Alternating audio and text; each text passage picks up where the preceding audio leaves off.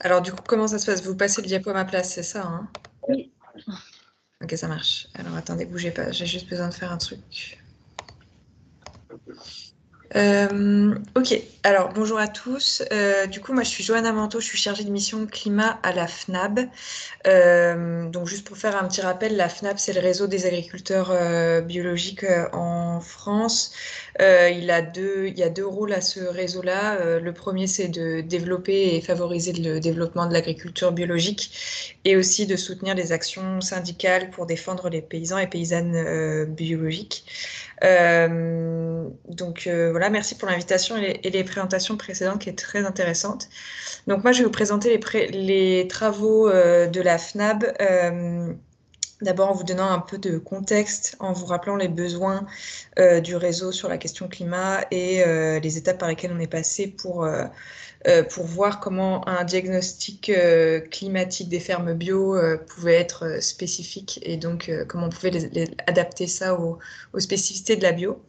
D'abord, pour rappel, l'agriculture bio comme l'agriculture conventionnelle est fortement impactée par les conditions climatiques et le changement climatique.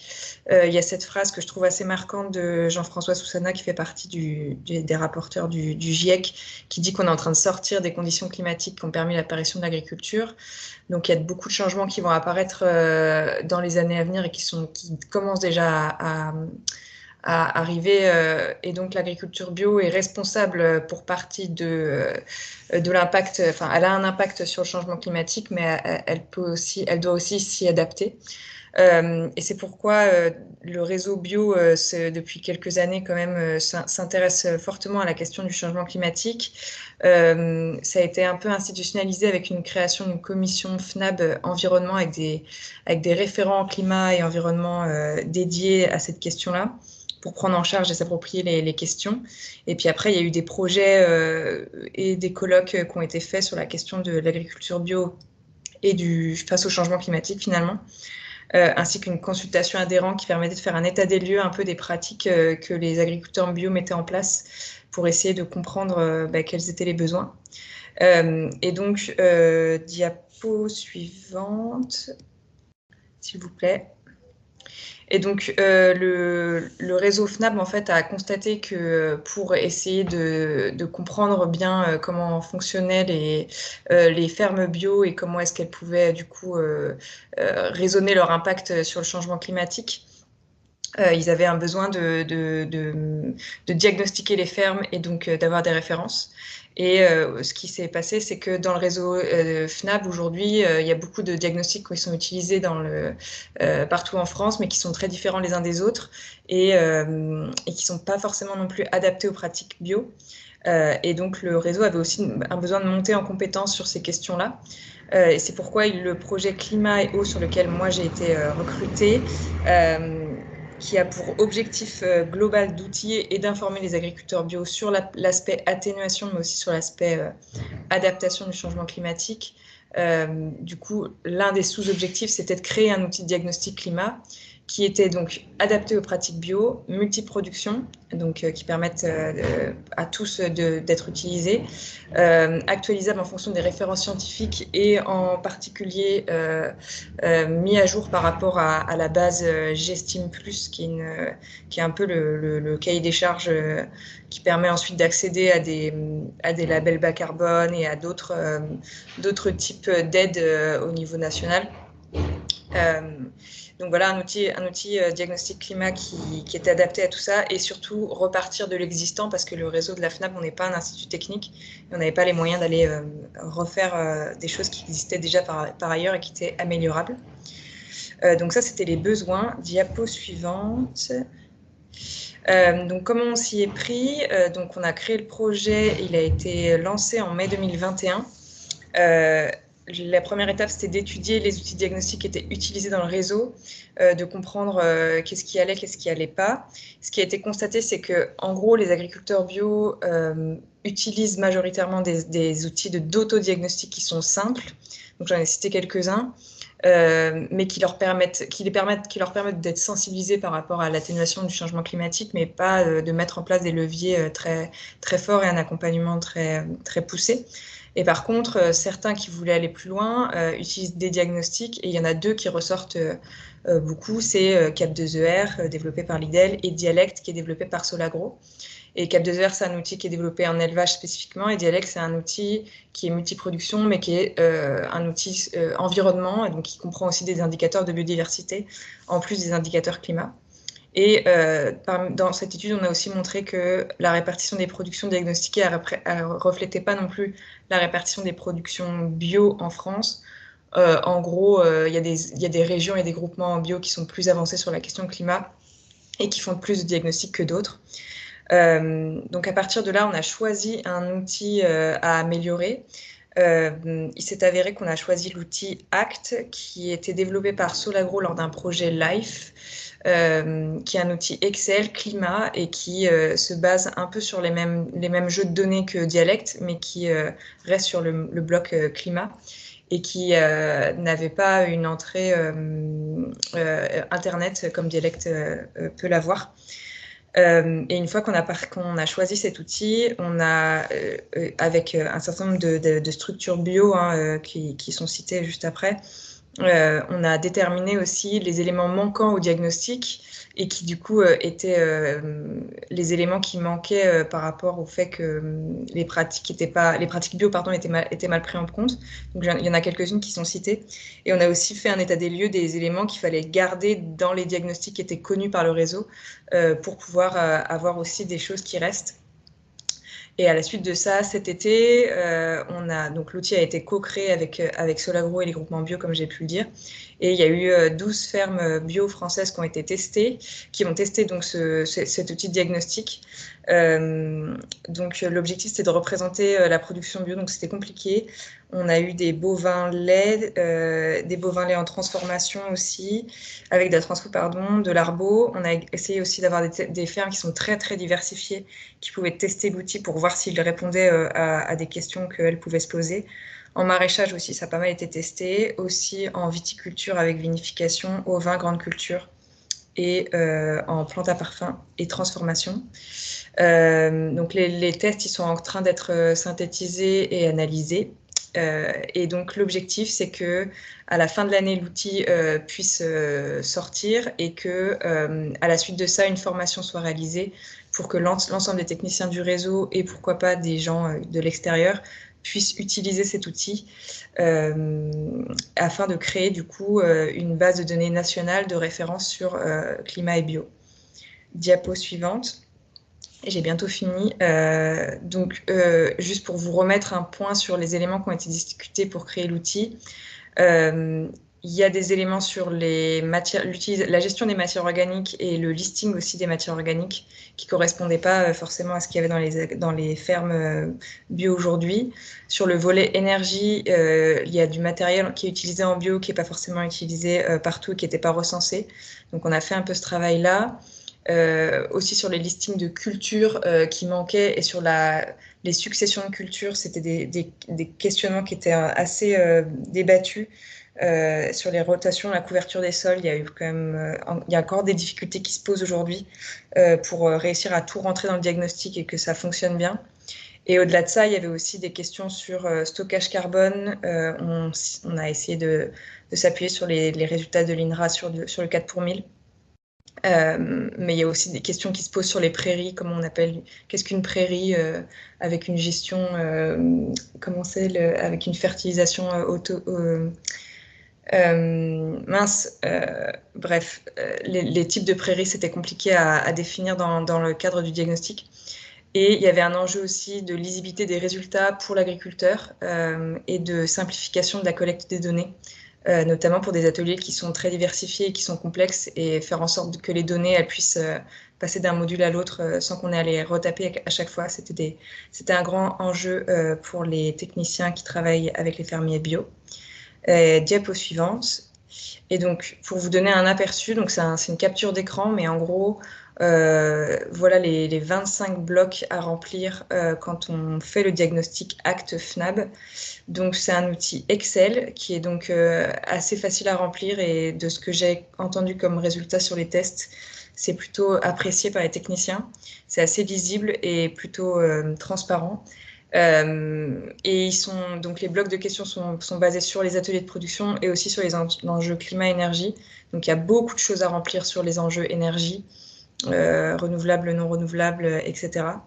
Et il y a également à la fin un questionnaire de progrès qui permet, en fait, qui sert de mémo aux techniciens pour essayer d'aller vers un dialogue et des leviers d'action supplémentaires lorsque des éléments dont on n'a pas les références qui ne peuvent pas du coup être intégrés au diagnostic puissent quand même être questionnés par le technicien auprès de l'agriculteur pour avoir un accompagnement encore plus poussé.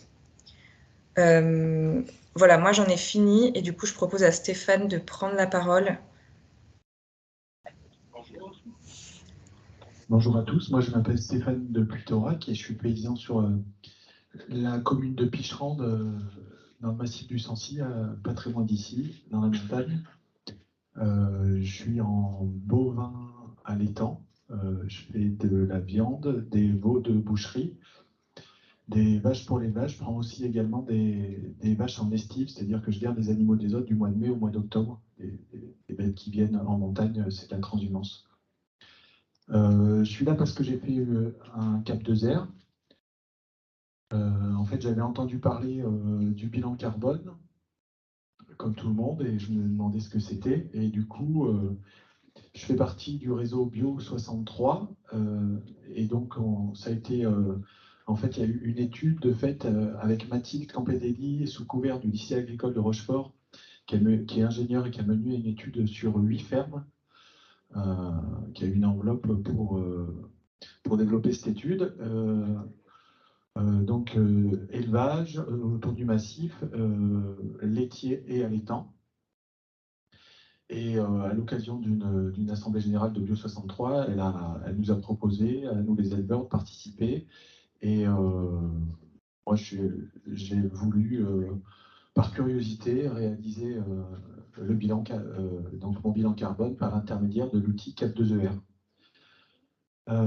Donc ça s'est été fait sur plus d'un an. L'outil Cap2ER, donc c'est pas le même qui a été présenté là à l'instant.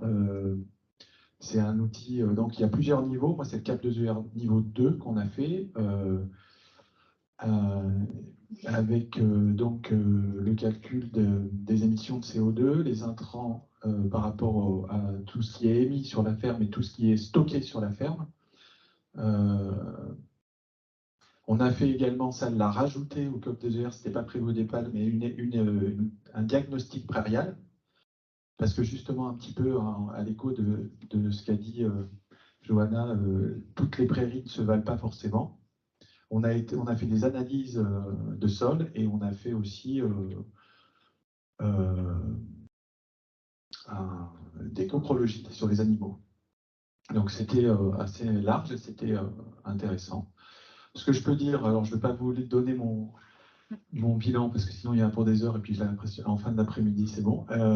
Du coup, très rapidement, ce que je peux dire, c'est que c'est quand même quelque chose d'assez complexe, assez difficile à prendre en main, le Cap2ER. Il y a beaucoup de chiffres, c'est très abstrait, et pour bien comprendre comment ça fonctionne, il faut s'y pencher vraiment, quoi. Ça demande du temps pour l'appréhender, pour saisir ce que ça nous amène. Bon, après, une fois qu'on y va, je pense que c'est un outil intéressant pour nous les paysans. Ça peut nous faire aussi réfléchir sur nos pratiques. Il y a aussi des contradictions dans l'outil.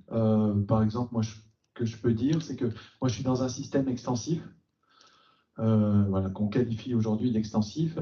Moi, j'ai un bilan qui est plutôt bon, avec un gros stockage, donc beaucoup de prairies et peu d'intrants, puisque je suis en bio. Une des conclusions du bilan, c'est que pour réduire encore les émissions par rapport à mon stockage, je pourrais augmenter ma production de viande.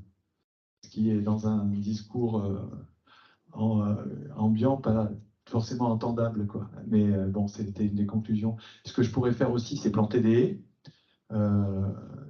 Alors que moi, je suis en montagne, donc c'est des paysages assez ouverts. Bon, après, moi, je pense qu'on peut aussi planter des haies, mais c'est vrai que c'est pas forcément... Ça peut être contre-intuitif dans des endroits comme ça. D'ailleurs, moi, je vais planter 300 mètres de haies l'année prochaine.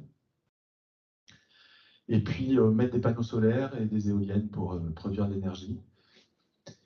Et je ne suis pas persuadé non plus que les panneaux solaires, ça soit la solution. Mais après, ça, c'est un autre débat. Voilà, c'est tout ce que je voulais vous présenter aujourd'hui.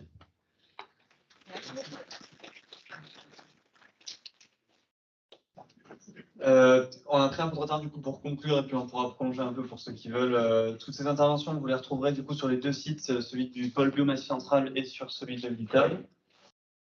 Quelques dates et rendez-vous du coup sur le collectif, sur bioréférence du coup des synthèses qui seront proposées, donc deux dates, le 14 octobre pour les bovins laits, le 7 novembre pour les ovins viande. Donc ce sera des focus web, des formats focus web, donc des durées de 1 heure en visio, des rendez-vous qui sont hyper intéressants. Voilà. Et le 28 novembre, donc sous format de séminaire, donc à Londres, un séminaire de restitution de bioréférence, la dernière tranche de bioréférence. Sur la thématique de la bio et du climat, du coup, 2 infos également. La FNAM organise donc le 29 novembre à Paris une journée sur la bio et le climat. Donc, c'est pas moi qui gère les invitations, mais je pense qu'on est tous invités. Et puis, une autre info aussi également, donc l'ITAB qui travaille donc sur l'actualisation du rapport externalité de la bio, qui a fait un peu la base un peu de la présentation de Marc Benoît là, en ouverture de cette demi-journée. Donc, la fin des livrables est prévue pour 2023 avec probablement des livrables intermédiaires dès premier trimestre 2022. 2023. 2023, ouais, pardon. Par rapport à ce qu'a présenté Marie, donc Marie-Michel de l'Institut d'élevage, tous les résultats de Caprotéines seront et sont déjà pour une partie disponibles en ligne à l'adresse du site qui a été dédié. Donc il y a des fiches témoignages sur la partie accompagnement d'éleveurs, également des vidéos. Et puis là, on a présenté que la partie qui parle du suivi des fermes. Il y a également d'autres volets d'expérimentation, donc tous les résultats seront disponibles. Le projet il se termine fin 2022, donc normalement 1er janvier 2023, il y aura tout sur le site. Vous pouvez y aller dès 8h du mat le 1er janvier, il y aura tout. Et puis dernière info, mais je passe la parole à Sozik sur Revabio. Revabio qui est un projet sur la commercialisation de l'amidon bio. Il y a des réunions destinées aux professionnels de l'amont comme de l'aval. On a mis 3 dates et 3 lieux un peu autour du sommet, que sont le 8 novembre dans les Hautes-Alpes près de Gap, le 23 novembre à Brioude en lien avec le projet Bio-Viande et le 10 janvier à Vézelin dans le Cher, dans l'idée d'échanger sur à la fois les attentes de l'amont et l'entente de la part des acteurs de l'aval sur ces attentes. Merci beaucoup. Merci à tout le monde, merci aux intervenants et merci aux financeurs qu'on n'oublie pas. Donc le ministère de l'Agriculture et de la Souveraineté Alimentaire, ça s'appelle comme ça, et notamment par le biais des fonds CASDAR. Merci, bonne soirée à tous.